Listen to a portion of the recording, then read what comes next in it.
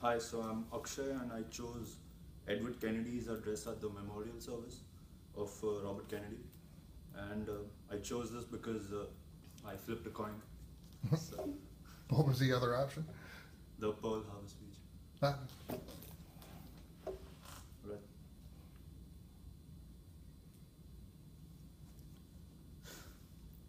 Your Eminences, Your Excellencies, Mr. President, on behalf of Mrs. Kennedy, her children, the parents and sisters of Robert Kennedy, I want to express what we feel to those who mourn with us today in this cathedral and around the world.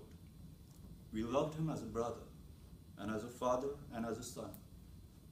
From his parents and from his older brothers and sisters, Joe and Kathleen and Jack, he received an inspiration which he passed on to all of us. He gave us strength in times of trouble, wisdom in times of uncertainty, and sharing in times of happiness. He will always be by our side. Love is not an easy feeling to put into words, nor is loyalty or trust or joy. But he was all of these.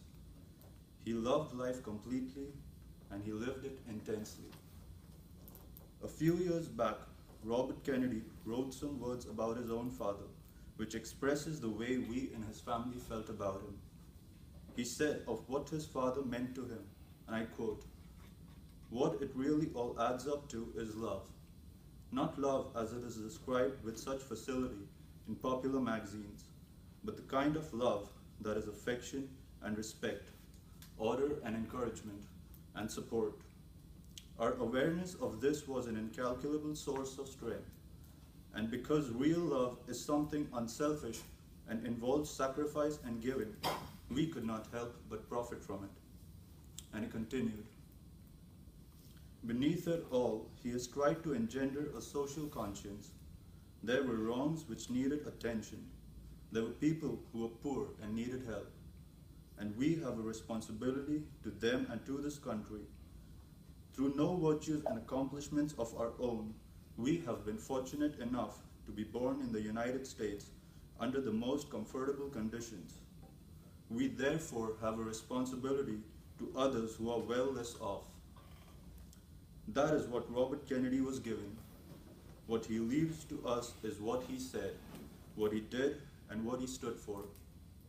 A speech he made to the young people of South Africa on their day of affirmation in 1966 sums it up the best, and I would like to read it now. "There is discrimination in this world, and slavery, and slaughter, and starvation. Governments repress their people. Millions are trapped in poverty while the nation grows rich, and wealth is lavished on armaments everywhere. There are differing evils, but they are the common works of man. They reflect the imperfection of human justice, the inadequacy of human compassion, our lack of sensibility towards the suffering of our fellows. But we can perhaps remember, even if only for a time, that those who live with us are our brothers, that they share with us the same short moment of life, that they seek, as we do, nothing but the chance to live on their lives in purpose and happiness, winning what satisfaction and fulfillment they can. The future does not belong to those who are content with today, apathetic toward common problems and their fellow man alike, timid and fearful in the face of new ideas and bold projects. Rather, it will belong to those who can blend vision, reason, and courage in a personal commitment to the ideals and great enterprises of American society. Our future may lie beyond our vision, but it is not completely beyond our control. It is the shaping impulse of America that neither fate nor nature, nor the irresistible tides of history, but the work of our own hands, massed to reason and principle, that will determine our destiny. There is pride in that, even arrogance, but there is also experience and truth. In any event, it is the only way we can live. That is the way he lived. That is what he leaves us. My brother need not be idealized or enlarged in death beyond what he was in life.